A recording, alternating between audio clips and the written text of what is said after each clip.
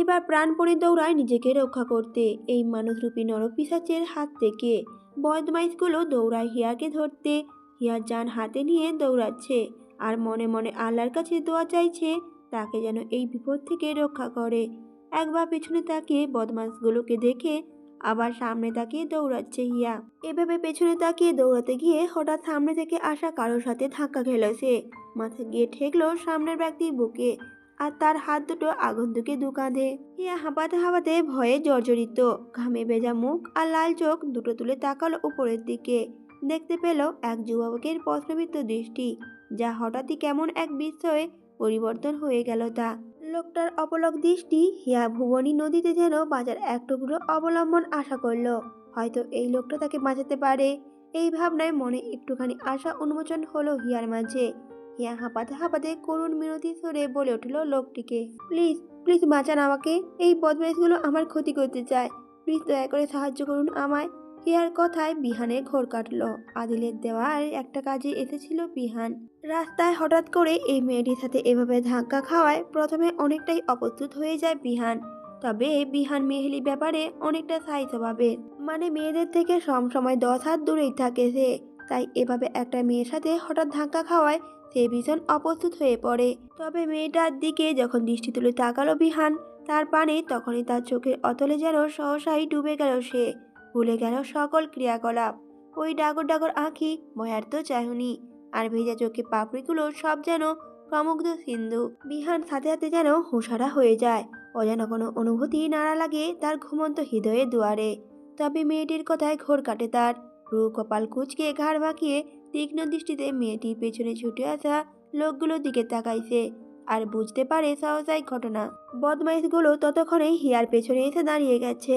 একজন বিহানের উদ্দেশ্যে বলে উঠল, এই ছ্যামড়া, বাঁচতে চাইলে মেয়েটাকে রেখে যা ফুট এখান থেকে, না হলে খামোকাই তোর হাত পা ভাঙা যাবে। বিহান যেন চমক একটা মজাদার কৌতুক শুনল এইমাত্র। মন চাইল খুব করে হাসতে, তবে আপাতত নিজের হাসি দমিয়ে রেখে মুখে অসহায় একটা ভাব আনলো। নরম গলায় বলল লোকগুলোকে, না না ভাইয়েরা, আমার মাইরেন না, আর ওনার লোকে কিছু কইরেন না। দেখেন ভাইয়েরা, এটা একেবারে করণ কিন্তু ঠিক না, এটা ভালো কাজ না, বেচারিরে যাইয়ে দেন। বলতে বলতে হিয়ারে পাশ কাটিয়ে ছেলেগুলোর সামনে গিয়ে বিড়াল ছানার মতো দাঁড়িয়ে পড়ল বিহান। বিহানের কথায় ছেলেগুলো তো হো হো করে হাসতে লাগলো। বিহান তখন হিয়ার অগজরে প্যান্টের দুপাশে গুজে রাখা পিস্তলে কিছু অংশ বের করে দেখালো ছেলেগুলোকে। হাসি মুহূর্তেই থেমে গেল তাদের, সাথে সাথে তাদের মুখে ভয় ছেয়ে গেল। বিহান চোখের ইশারায় বলল যত দ্রুত সম্ভব এখান থেকে চলে যেতে। ছেলেগুলো নিজেদের জানে ভয়ে পালালো ওখান থেকে তাড়াতাড়ি করে। তা দেখে হিয়া অনেকটাই অবাক হলেও তবে আপাতত নিজের প্রাণ রক্ষা পেয়েছে এটাই নিজে যেন শান্তি পেল। হিয়া এবার বিহানের সামনে গিয়ে কৃতজ্ঞতা প্রকাশ করে বলে উঠল, কি বলে যে ধন্যবাদ দেব জানা নেই, আপনি আজ আমার প্রাণে বাঁচালেন। বিহান সাথে সাথে বলে ওঠে খুশি মনে, আরে না না, কি যে আপনি বলেন, আসলে ওনারা নিজেদের ভুল বুঝতে পেরেছে তাই নিজে থেকেই চলে গিয়েছে। প্রত্যুত্তরে হিয়া বলে উঠল, সেই যাই হোক, হয়েছে তো আপনার কারণেই, আমার কাছে তো আপনি আমার রক্ষাকর্তা। আমার এই উপকার করার জন্য আমি কখনোই ভুলব না আপনাকে। বিহান অপলক দৃষ্টিতে তাকিয়ে মনে মনে বলল তখন, কখনো ভোলার দরকারও নেই, এই উচিলা না হয় আমাকেও মনে করবেন। অতঃপর কথাগুলো মনে মনে ভেবেই বিহান বলে উঠল, আচ্ছা চলুন, আপনাকে এবার আপনার বাসা পর্যন্ত পৌঁছে দিচ্ছি, এদের কোনো ভরসা নাইকা। প্রত্যুত্তরে হিয়াও সম্মতি জানিয়ে বলে উঠল, আচ্ছা ঠিক আছে চলুন। দুজনে পাশাপাশি হাঁটতে লাগলো। বিহানের খুব ইচ্ছে করছে মেয়েটির আবার দুটো চোখ দেখতে, কিন্তু এভাবে সরাসরি তাকানো শোভনীয় নয়। তাই হাঁটতে হাঁটতে বিহান বলে উঠল, আমার নাম বিহান। মেয়েটিও প্রত্যুত্তরে বলে উঠল আস্তে করে, আর আমার নাম হিয়া, আমি একটা ছোটখাটো চাকরি করি। মেয়েটার কণ্ঠ খুবই সুন্দর। কেমন একটা নতুন অনুভূতি কাজ করছে বিহানের মধ্যে, যা আগে কখনো হয়নি। কিছুক্ষণের মধ্যে ওরা হিয়ার বাড়ির সামনে চলে আসে। হিয়া তখন বলে উঠল বিহানকে, আমার বাসায় চলে এসেছি, আপনাকে অনেক ধন্যবাদ, আজ আসি এখন। কথাটা বলেই চলে গেল হিয়া ঘরের মধ্যে। আর বিহানের খুব ইচ্ছে করছে বলতে, আবার কি কখনো দেখা করতে পারবো, তবে তার যে আর বলা হলো না বিহানের। হিয়া চলে গেল বাসার ভেতর, আর বিহান তাকে রইল সেই পানে।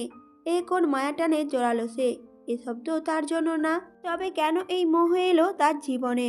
নূরকে নিয়ে হসপিটালে এসেছে আদিল, ডাক্তারের দেওয়া পরীক্ষা নিরীক্ষাগুলো করিয়েছে, এখন রিপোর্ট দেখছে ডক্টর। আদিল চিন্তিত এবং ভরাক্রান্ত মুখে বসে আছে চেয়ারের ওপর। ভয় হচ্ছে খুব, অ্যাঞ্জেলের রিপোর্টে যেন খারাপ কিছু না আসে। নূর পাশেই বসে আছে। অবুঝ নূরের মাঝে নেই কোনো চিন্তা আর ভয়ের ছাপ। সে তো চঞ্চল, উৎসুক নহনে এদিকে ওদিকে তাকাতে ব্যস্ত। ডক্টর এবার নূরের রিপোর্টগুলো ভালোভাবে দেখে বলে উঠলেন আদিলকে, মিস্টার আদিল, আপনার সাথে কথা বলতে হবে একটু, একা। আদিলও মাথা নেড়ে নূরকে বাইরে নিয়ে এলো। বাইরে বিহান আর আবির ছিল। তাদের উদ্দেশ্যে আদিল বলে উঠল ওরা যেন নূরকে দেখে রাখে। নূরকে ওদের কাছে রেখে আদিল আবার ভিতরে এলো। ডক্টর তখন আদিলের উদ্দেশ্যে বলে উঠল, রিপোর্ট দেখে যা বুঝলাম মিসেস নূরের সমস্যা অনেক দিনের, আর কোনো চিকিৎসা না পাওয়ার আর সমস্যাও আরও বৃদ্ধি পেয়েছে। এই অ্যাটাকগুলো এ কারণেই হচ্ছে। আসলে যখন মাথার তীব্র যন্ত্রণা হয় তখন পেশেন্ট সইতে পারে না, যন্ত্রণার হুঁশ হারিয়ে ফেলে, তখন এমন নিজের মাথা নিজেই বাড়ি দেয়। আদিল তখন ভীত কণ্ঠে বলে ওঠে, ডক্টর, ওর এই সমস্যা তাহলে কিভাবে ঠিক হবে? ওকে এই যন্ত্রণা পেতে আর দেখতে পাচ্ছি না আমি। প্লিজ ওকে এই যন্ত্রণা থেকে বাঁচান। আপনি বললে ভালো ডাক্তার আমি আরও দেখাতে পারবো, চিকিৎসা ভালো পাবে। সেখানে নিয়ে যাব যেখানে আপনি বলবেন। ডাক্তার সাথে সাথে আদিলকে বলে ওঠে, রিল্যাক্স মিস্টার আদিল, অন্য কোথাও যেতে হবে না আপনাকে। দেশেই এখন উন্নত চিকিৎসার ব্যবস্থা আছে। আর আমি কিছু ঔষধ লিখে দিচ্ছি, এগুলো নিয়মিত খাবান। তবে রোগ যেহেতু পুরনো, তাই সারতে অনেকটা সময় লাগবে। সময় নিলেও আশা করি ঠিক হয়ে যাবেন উনি। আর সাথে প্রতি সপ্তাহে একদিন করে ওনাকে থেরাপি দেওয়াতে নিয়ে আসবেন এখানে। আজ থেকে শুরু করুন সেই থেরাপি। আশা করি ধীরে ধীরে সুস্থ হয়ে যাবেন উনি। প্রত্যুত্তরে আদিল বলে ওঠে, okay doctor, thank you so much. আমি আজই থেরাপি দিয়ে নিয়ে যাব। আদিল বাইরে এসে নূরকে থেরাপির জন্য নিয়ে গেল। ওরা যেতেই আবির বিহানের উদ্দেশ্যে বলে ওঠে, ধুর, একটা সুন্দর ডাক্তার নি পাইলাম না যে আমার অসুখের চিকিৎসা করবে। বিহান জবাবে বলে উঠল, কেলা, তোর আবার কি হইছে? মগজে কৃমি হইছে নাকি কিডনিতে আমাচা হইছে? আবির অ্যাটিটিউড দেখিয়ে বলে উঠল, ছ্যা ছ্যা, ওইসব ইয়ার মার্কার রোগ তোর মতো আবুল রে হয়। আমাকে সিঙ্গেলেরা রোগ হয়েছে এরকম না, খুবই মারাত্মক পর্যায়ে চলে গেছে সেই রোগ। জলদি চিকিৎসা না পাইলে আমাকে মারা যাব। বিহান সাথে সাথে বলে ওঠে, এইটা আবার কি রোগ? মদন লাল পাগলের গবেষণার থাইকার নতুন উৎপন্ন কইছ এই রোগ? সাথে সাথে আবির বলে ওঠে, এটা আবির দ্য গ্রেট সায়েন্টিস্টের আবিষ্কৃত রোগ। আসলে আমি সিঙ্গেল থাকিলেই এই মারাত্মক অসুখ হয়ে যায় আমার। গত রাত ঠিক একটার পরই ঠাস করে সিঙ্গেল হয়ে গেলাম আমি, বুঝলি? আর সাথে সাথে আমার এই রোগ হয়ে গেল। সিঙ্গেল হওয়ার সাথে সাথে আমার হিমোগ্লোবিনও কমে গেল, সুগার ফল করছে, শ্বাসকষ্টও হচ্ছে, খুবই মুমূর্ষ অবস্থা আমার। এখন জলদি একখান ডাক্তার নি খোঁজ লাগবে, না হলে এই রোগ সারব না। বিহান হাতে হাতে বলে ওঠে, আহারে, ছুঁইরা দিলে বহুত দুঃখ পাইলাম। দুঃখে একেরে ডায়রিয়া হনের ছন্দা।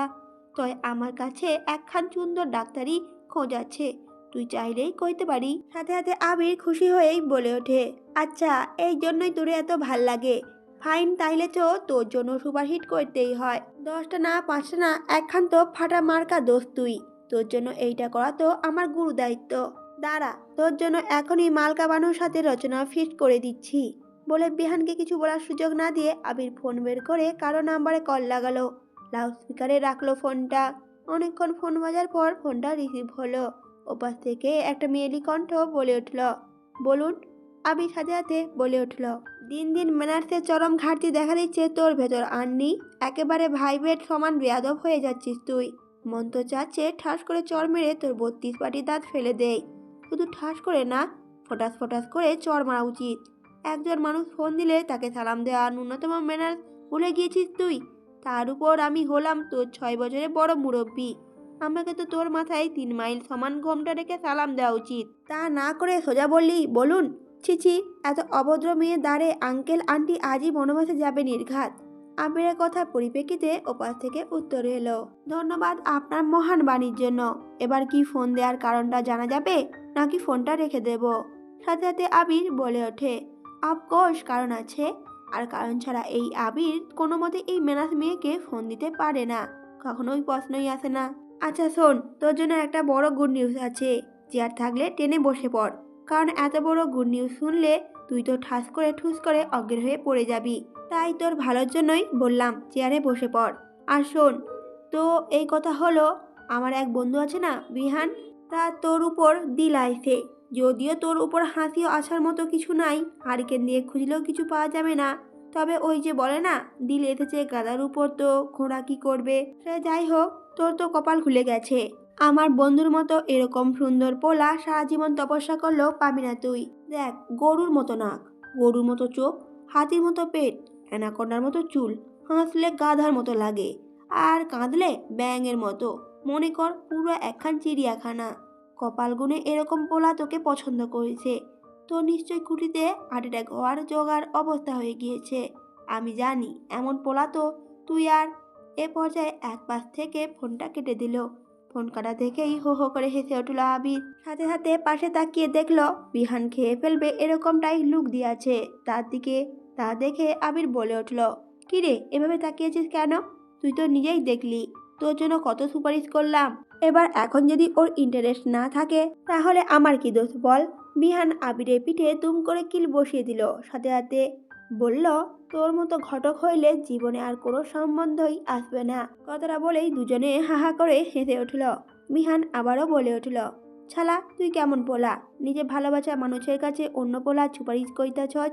আবির তার ছেলের সুরে বলে উঠল, হোয়াট রাবিস, আবির কাউকে ভালোবাসে না। ওসব সিলি কাজ আমার জন্য না, আর না আহানা আমার ভালোবাসা টাইপ কিছু। বিহান সাথে বলে ওঠে, তাহলে আহনা তোর লাইগা কি? তখন আবির উপর দিকে তাকিয়ে দ্বিধাহীনভাবে বলে ওঠে, আহনা আমার জন্য এক মিষ্টি, যে মিষ্টি আমি কখনোই সলভ করতে চাই না। কিছু কিছু মিষ্টি সলভ না হওয়াই ভালো। এর মাঝে এক অন্যরকম প্রশান্তি আছে। এসব তুই বুঝবি না, কারণ তোর জীবনে এখনো এমন কেউ মিষ্টি আসেনি তো তাই। আবিরের কথায় হঠাৎ হিয়া নামে সেই মেয়েটির কথা মনে পড়ল বিহানের। তার জীবনেও যে মিষ্টির আগমন ঘটেছে, তবেই বিহান চায় এই মিষ্টি সলভ করতে। কারণ তার মায়া আটকে গেছে সে, তাই তো তাকে বারবার দেখার ইচ্ছে জাগে মনে। এই প্রথমবার মন অবাধ্য হচ্ছে বিহানের। কিছুতেই মন যে কিছুতেই মানছে না বারণ। তবে কি এই নিষিদ্ধ জালে আটকে গেল সে? ওদের কথাবার্তার মাঝে আদিল নূরকে নিয়ে বেরিয়ে এলো থেরাপি শেষ করে। ওদের কাছে এসে আদিল বলে উঠল, আচ্ছা তোরা নূরের সাথে দাঁড়া এখানে, আমি ফার্মেসি থেকে ওষুধগুলো নিয়ে আসছি। আদিল যাওয়ার পর আবির নূরের সাথে টুকটাক কথা বলছিল। হঠাৎ নূরের চোখে কিছু পড়ল এবং তা দেখে কেমন যেন এক অন্যরকম হয়ে গেল নূর। কেমন ভয়ে জড়সড় হয়ে গেল সে, যেন কিছু একটা দেখে ভয় পেয়েছে সে। আবির বিহান দুজনেই এই বিষয়টা খেয়াল করলো। আবির তখন নূরকে সান্ত্বনা দিয়ে বলে উঠল, ভাবি ভাবি কি হয়েছে, ভয় পাচ্ছেন কেন? নূর কিছুই বলছে না, শুধু কিছু একটা দেখে ভয়ে ওদের পিছনে লুকিয়ে পড়ছে। একটু পর আদিল নূরের ঔষধ কিনে এনে ফিরে এলো। আদিলকে দেখে নূর দৌড়ে গিয়ে আদিলকে জড়িয়ে ধরে ভয়ে শক্ত করে তার বুকে মাথা লুকিয়ে রইল। হঠাৎ নূরের এরকম আচরণ দেখে একটু ঘাবড়ে গেল আদিল। আবির আর বিহানের উদ্দেশ্যে বলে উঠল, কিরে কি হয়েছে, নূর এমন ভয় পাচ্ছে কেন? আবির তখন সাথে সাথেই বলে উঠল, আমরাও কিছু বুঝতে পারছি না ভাই, ঠিকঠাকই তো ছিল সব, হঠাৎ কি দেখে যে এমন ভয় পেয়ে গেল। আদিল নূরের মাথায় হাত বুলিয়ে আদুরে গলায় বলে উঠল, কি হয়েছে অ্যাঞ্জেল, ভয় পাচ্ছে কেন? আমাকে বলো, তোমার হিরো আছে না, ভয় কিসের? বলো কি হয়েছে? নূর তো তখন আদিলের শার্ট শক্ত করে খামচে ধরে আছে। বুকের মাঝে লুকিয়ে থেকে ভয়ে আতঙ্কিত চোখ সামান্য বের করে এদিকে ওদিকে তাকালো। আবার সাথে সাথে ভয়ে লুকিয়ে পড়লো আদিলের বুকের মাঝে। ভয় মিশ্রিত অস্পষ্ট স্বরে বলে উঠল, ও ওই পচালো খাবারই এসেছে, ভালো না, ভয় করছে আমার, আমাকে নিয়ে চলো এখান থেকে, না হলে আমার কাছে আসবে সে। ভ্রুকুটি করে চাইলো আদিল, বুঝতে পারলো না কাকে দেখে এভাবে ভয় পাচ্ছে নূর। আদিল আবারও জানতে চাইলো নূরকে, কে পচালো আর কার কথা বলছো তুমি? দেখো ভয় নেই, দেখো অ্যাঞ্জেল, আর তাছাড়া আমি আছি না, আমি থাকতে কেউ আসবে না তোমার কাছে। তুমি বলো এবার কার কথা বলছো তুমি? তখনই নূর আবারও ভয়ে ভয়ে চোখ বের করে তাকালো কারোর দিকে, হাত উঠিয়ে ইশারা করে দেখালো কাউকে। নূরের ইশারা অনুযায়ী আদিল সহ আবির বিহানও তাকালো সেই দিকে। কিছুটা দূরে অন্য এক ডক্টরের কেবিনের সামনে ওয়েটিং চেয়ারে বসে আছে একজন মধ্যবয়স্ক পুরুষ, গালে হাত দিয়ে বসে আছে। আদিল তাকে দেখে বলে উঠল, ওই কালো জামা পরা লোকটা? নূর আবারও আদিলের বুকে মুখ লুকিয়ে মাথা ঝাঁকিয়ে বুঝালো, হ্যাঁ ওই লোকটাই। প্রত্যুত্তরে আদিল আবার বলে ওঠে, ওই লোকটাকে এত ভয় পাচ্ছ কেন, ওনাকে চেনো তুমি? নূর তখন মুখ লুকালো অবস্থায় ভয়ার্থ কণ্ঠে বলে উঠল, হ্যাঁ হ্যাঁ চিনি, আমাদের গ্রামের পাশের বাড়ি। তখন আদিল বলে ওঠে, তো ভয় পাচ্ছ কেন, কি করেছে সে? নূর তখন সাথে সাথেই বলে ওঠে, সে সে পচা লোক, একদম ভালো না, আমাকে শুধু ব্যথা দেয়, আমাকে একলা পেয়েই বাগানে নিয়ে গিয়ে আমার এখানে কামড়ায়। নূর তখন তার সম্মুখভাগে হাত দিয়ে দেখালো, তারপর বলল, আর আমার জামা। আর কিছু বলতে পারল না। আদিল তড়িৎ গতিতে নূরকে বুকের মাঝে শক্ত করে জড়িয়ে ধরে বলে উঠল, হুশ, আর বলতে হবে না, বুঝতে পেরেছি আমি। আবির আর বিহানও ঘটনাটা বুঝতে পেরে মুখটা অন্যদিকে ঘুরিয়ে ফেলে। নিজেদের পুরুষ জাতি নিয়েই এবার নিজেদের ঘৃণা হচ্ছে। আদিলের মুখমণ্ডল তৎক্ষণাৎ রক্তিম বর্ণ ধারণ করে, যেন দাবানল টকবগিয়ে ফুটে উঠছে। কপালের রগ ফুলে উঠল নীল হয়ে। ক্রুদ্ধ হিংস্র চোখের নজর ওই জঘন্য লোকটার উপর। আদিলের এমন ভয়াবহ রূপ দেখে বিহান আর আবির দুজনেই ঘাবড়ে গেল, কারণ তারা বুঝে গেছে এই লোকটাকে কোনো কিছু বিনিময়ে আজ বাঁচানো যাবে না আদিলের হাত থেকে, খুন হওয়া থেকে। বিহান আদিলের কাছে গিয়ে বলে উঠল, দেখ আদি, এটা হসপিটাল, এখানে কিছু করলে ধরা খাইবা যাবি, তাছাড়া আমরা ওরে পরে উঠাইয়ে নেব। তখন আদিল ক্ষিপ্ত চোখে ওদের দিকে তাকিয়ে বলে উঠল, do you think I care all this? I will not spare this bastard for a second. He have to die right now.